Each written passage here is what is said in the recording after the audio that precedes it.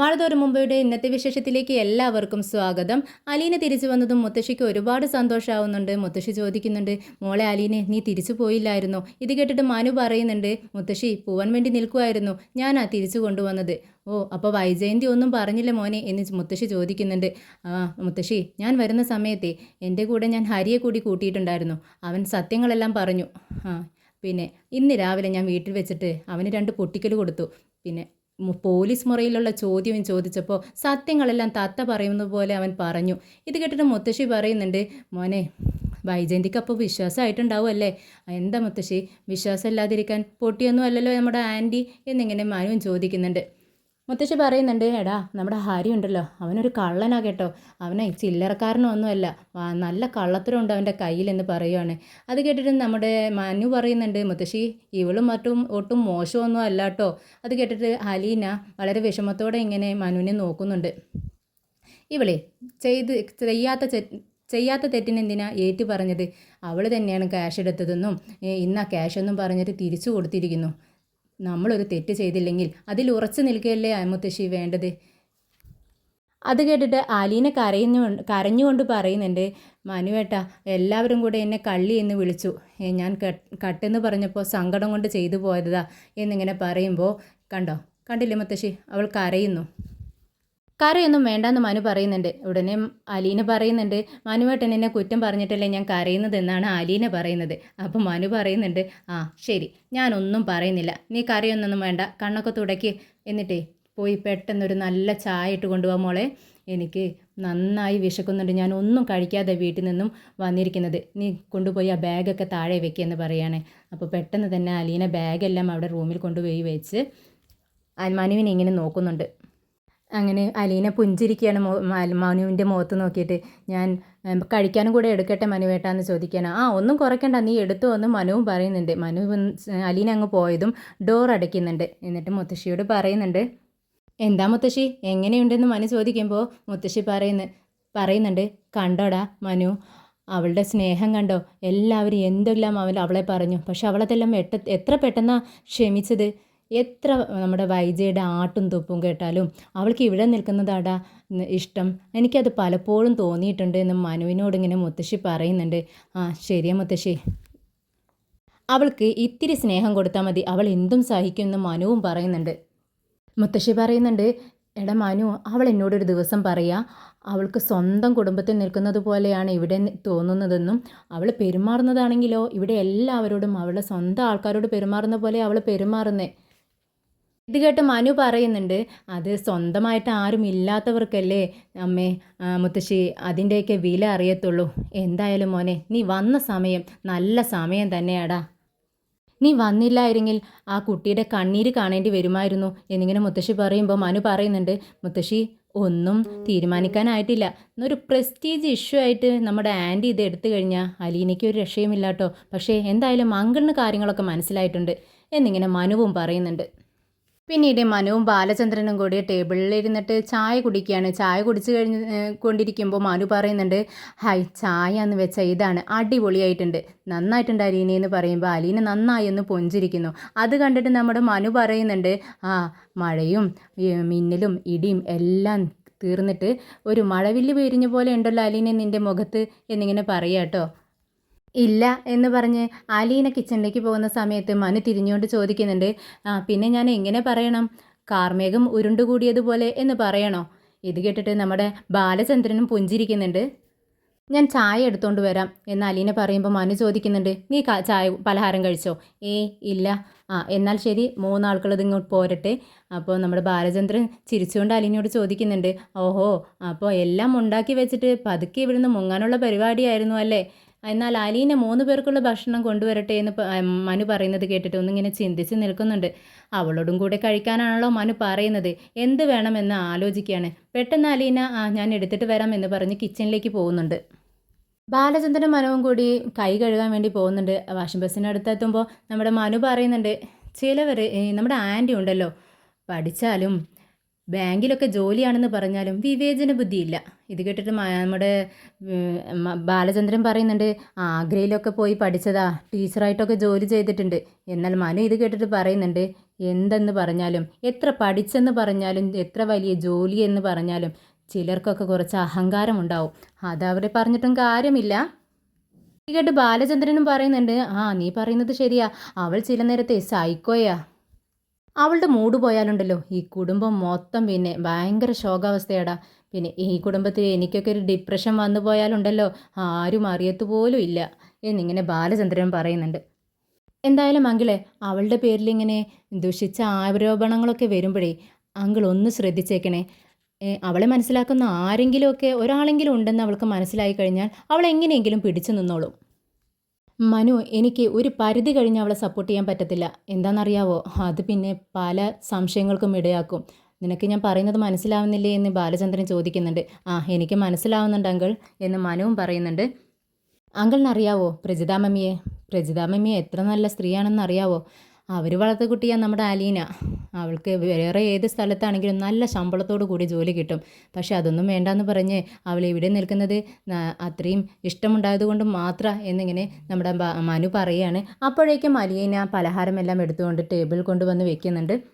രണ്ടുപേർക്കും പലഹാരമെല്ലാം വിളമ്പി കൊടുത്ത് കറികളെല്ലാം ഒഴിച്ചു കൊടുക്കുന്ന സമയത്ത് മനു പറയുന്നുണ്ട്, അലീനെ നീയും കൂടി ഇരിക്ക്. അത് കേൾക്കുമ്പോൾ ബാലചന്ദ്രനും സപ്പോർട്ട് ചെയ്യാണ്. അലീനെ ഇരിക്ക്, അവൻ പറയുന്നത് കേട്ടില്ലേ, ഇരിക്ക് മോളെ എന്നിങ്ങനെ ബാലചന്ദ്രൻ പറയുകയാണ്. ഇങ്ങി ഇരിക്ക അലീനെ, നീ ഒരു പ്ലേറ്റ് എടുത്തോണ്ട് വാ എന്ന് പറയുകയാണ്. അപ്പോൾ വേണ്ടാന്ന് മലീന പറയുന്നുണ്ട്. എന്നാൽ മനു സമ്മതിക്കുന്നില്ല. നീ ഞാൻ പറയുന്നത് കേൾക്കാൻ അലീനെ, ഒരു പ്ലേറ്റ് എടുത്തോണ്ട് വാ, ഇവിടെ വന്ന് ഇരിക്കുമെന്ന് പറയുമ്പോൾ നിർബന്ധം കാരണം നമ്മുടെ അലീന ഒരു പ്ലേറ്റ് കൊണ്ടുവന്ന് മനുവിൻ്റെ അടുത്ത് തന്നെ ഇരിക്കുകയാണ്. മനമില്ല മനസ്സൊടുക്കനെ ഇങ്ങനെ ഇരിക്കുന്നത്. മനു ആണെങ്കിൽ അലീനയ്ക്ക് പലഹാരമെല്ലാം ഇട്ടുകൊടുത്ത് എല്ലാം വിളമ്പി കൊടുക്കുന്നൊക്കെ ഉണ്ട്, കറികളെല്ലാം ഒഴിച്ചു കൊടുക്കുന്നുണ്ട്. മനു പറയുന്നുണ്ട്, ഓ സുപ്രീം അതോറിറ്റിയുടെ ഓർഡർ കിട്ടാത്തതുകൊണ്ടാണോ നീ ഇത്ര നേരം ഞാൻ പറഞ്ഞിട്ടും ഇരിക്കാഞ്ഞത് എന്നിങ്ങനെ ബാലചന്ദ്രനെ നോക്കി ചോദിക്കുന്നുണ്ട് മനു. ഇത് കേട്ടിട്ട് ബാലചന്ദ്രനും മനുവും നമ്മുടെ അലീനയും കൂടി ചിരിക്കുകയാണ്. അവർ രണ്ടുപേരുടെയും അടുത്തിരുന്ന് ഭക്ഷണം കഴിക്കുന്ന സമയത്ത് അലീനയ്ക്ക് ഒരുപാട് സന്തോഷമാണ്. അവൾക്ക് ആരെല്ലാമോ തനിക്കുള്ളതുപോലെ അവൾക്ക് തോന്നുന്നുണ്ട്. വൈജയന്തി ഓഫീസിലേക്ക് പോകുന്ന സമയത്ത് ഡ്രൈവ് ചെയ്തുകൊണ്ടിരിക്കുകയാണ്. അപ്പോഴാണ് കമലത്തിൻ്റെ ഫോൺ വരുന്നത്. വൈജയന്തി അറ്റൻഡ് ചെയ്യുന്നുണ്ട്. എന്താ കമലം ചോദിക്കുന്ന സമയത്ത് കമലം പറയുന്നുണ്ട്, അതെ വൈജയ്, അങ്ങോട്ടേക്ക് ഇന്ന് ഹരിയും മനുവും കൂടി വന്നിട്ടുണ്ടായിരുന്നില്ല, അവരിങ്ങ് തിരിച്ചു പോന്നു എന്ന് ചോദിക്കുകയാണ്.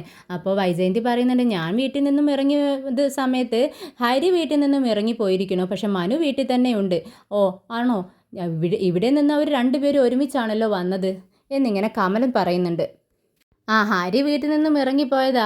ആ, എന്തു പറ്റിയെന്ന് കമലം ചോദിക്കുന്നുണ്ട്. ഇത് സമയം വൈജയന്തി പറയുന്നുണ്ട്, എന്തോ ഹരി മോതിരം സമ്മാനമായി അലീനയ്ക്ക് കൊടുത്തുവെന്നോ, രാത്രി റൂമിലേക്ക് വിളിച്ചു കയറ്റിയെന്നോ, അങ്ങനെ എന്തൊക്കെയോ പറയുന്നു കേട്ടു. അവർ തമ്മിൽ എന്തൊക്കെയോ അരുതാത്ത ബന്ധമുണ്ടെന്നൊക്കെ.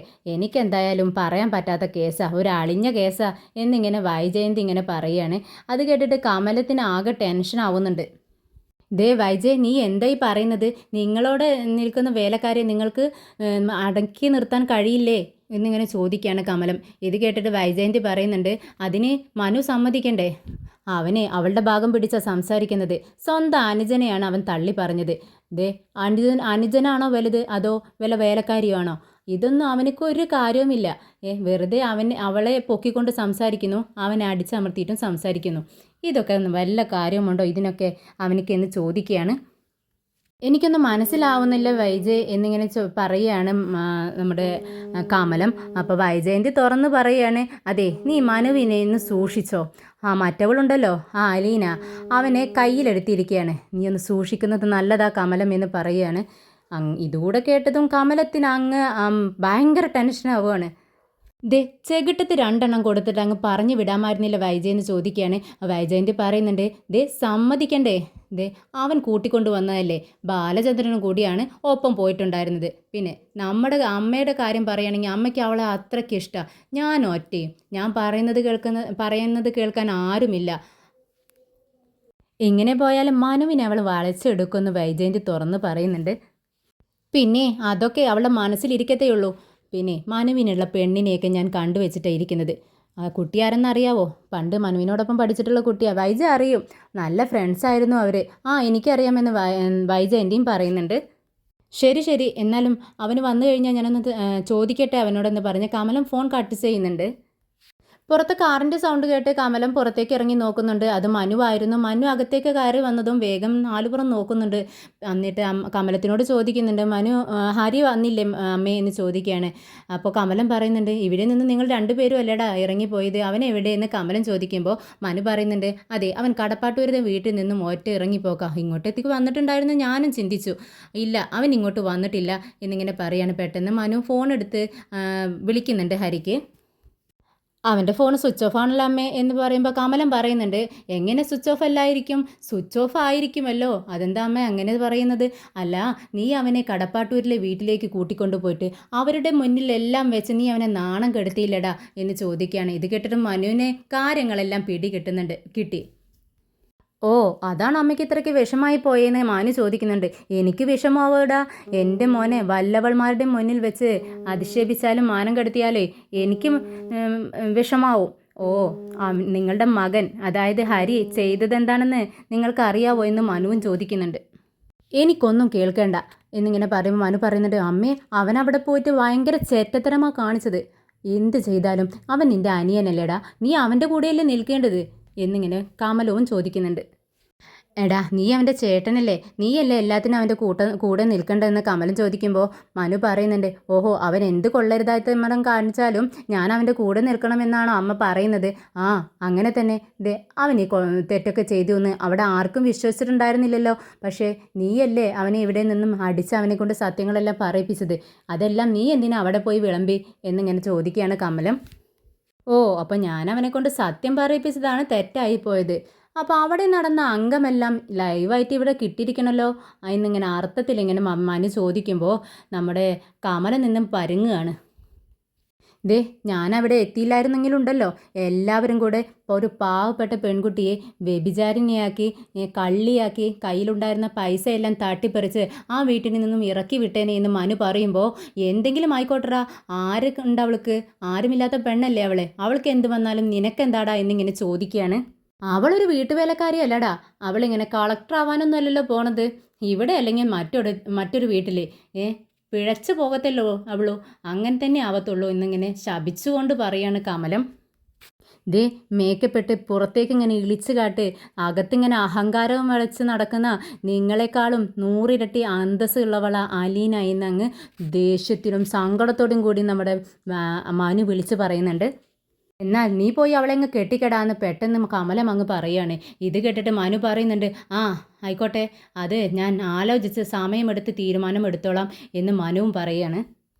ഈ ചെറുക്കൻ ഇത് എവിടെ പോയോ ആവോ, വല്ല മനോവിഷമവും കയറി എൻ്റെ കുട്ടി എന്തെങ്കിലും കടുങ്കൈ ചെയ്യുമോ എന്നാണ് എൻ്റെ പേടി എന്നിങ്ങനെ കമലം പറയുന്നുണ്ട്. നേർവഴിക്ക് നടത്തിയും ശാസിച്ചും പറഞ്ഞു കൊടുത്തും അവനെ നേരാക്കിയാലേ അവന് മാത്രമല്ല ഇവിടെയുള്ള എല്ലാവർക്കും കൊള്ളാമെന്നും പറഞ്ഞുകൊണ്ട് മനു അകത്തേക്ക് കയറി പോകുന്നുണ്ട്. വൈകിട്ട് വൈജയന്തി ജോലി കഴിഞ്ഞ് വീട്ടിൽ കയറി വരുന്ന സമയത്ത് ബബിത ഉമ്മറത്തിരിക്കുന്നുണ്ട്. വൈജയന്തി ചോദിക്കുന്നുണ്ട്, അച്ഛനില്ലേടി ഇവിടെ? ആ ഉണ്ട്. എന്താ അമ്മേ? അല്ല അവൾ പോയോ ആ അലീന? അത് കേട്ടിട്ട് ബബിത പറയുന്നുണ്ട്, ഇല്ല അമ്മേ, ഞാനും അതാ ചിന്തിക്കുന്നത്, ഞങ്ങൾ പോകുന്ന സമയത്ത് എല്ലാം അടുക്കിപ്പെറുക്കി വെച്ചിരുന്നതല്ലേ. എന്നാൽ വൈജയന്തി ചോദിക്കുന്നുണ്ട്, എല്ലാം ക്യാഷും തീർത്ത് ഞാൻ അവൾക്ക് കൊടുത്തതാണല്ലോ, ഇവിടെ നിന്ന് ഇറങ്ങിപ്പോവാൻ പറഞ്ഞതല്ലേ, എന്നിട്ട് അവൾ പോയില്ലേ എന്ന് വൈജയന്തി ചോദിക്കുകയാണ്. എന്താണെന്നറിയത്തില്ല അമ്മേ, ഇവിടെ അച്ഛൻ എന്ന് ചോദിക്കുമ്പോൾ, ആ അച്ഛൻ അവിടെ എന്തോ ബില്ലോ കാര്യങ്ങളൊക്കെ നോക്കിയിരിക്കുന്നുണ്ടെന്ന് ബബിത പറയുന്നുണ്ട്. അവൾ എവിടെയെന്ന് വീണ്ടും ചോദിക്കുകയാണ്. അവളവിടെ ഇസ്തിരി ഇട്ടുകൊണ്ടിരിക്കുക അമ്മേ എന്ന് പറയുക. അങ്ങനെ വൈജയന്തി ദേഷ്യത്തോടെ അകത്തേക്ക് കയറി ചേരുന്ന സമയത്ത് നമ്മുടെ അലീന ഇങ്ങനെ ഡ്രസ്സുകളെല്ലാം ഇസ്തിരി ഇട്ടുകൊണ്ടിരിക്കുകയാണ്. അങ്ങനെ അയൺ ചെയ്യുന്ന സമയത്ത് പെട്ടെന്നാണ് നമ്മുടെ അലീന വൈജയന്തി വരുന്നത് കാണുന്നത്. ഒരു പുഞ്ചിരിയോട് കൂടിയാണ് അലീന വൈജയന്തിയുടെ മുഖത്തേക്ക് നോക്കുന്നത്. പക്ഷേ വൈജയന്തി ആണെങ്കിൽ ഭയങ്കര ദേഷ്യത്തിലാണ്.